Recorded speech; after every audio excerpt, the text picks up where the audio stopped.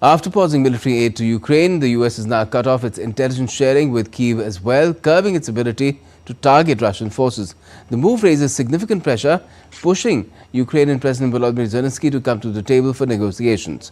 French President Emmanuel Macron has offered to extend the country's nuclear deterrent to its partners, while EU leaders gather in Brussels for a special summit to discuss the Ukraine crisis. Here's more.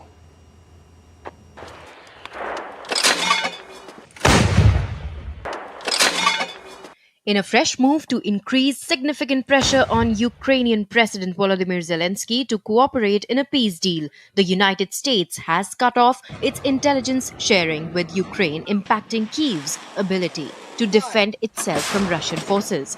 Since the war began in 2022, US intelligence has been vital to Ukraine's battlefield strategy.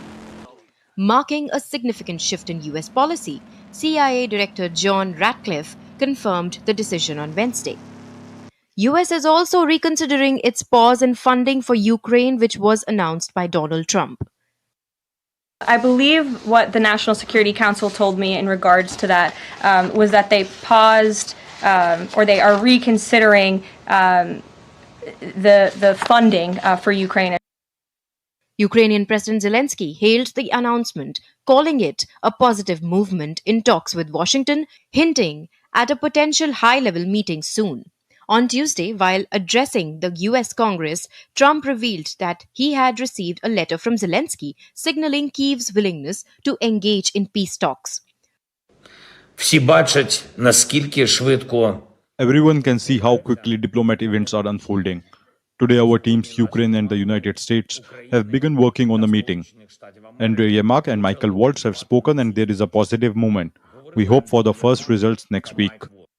4 senior members of Donald Trump's entourage held telephonic conversation with some of the Ukrainian president's top political opponents and discussed the possibility of Ukraine presidential elections.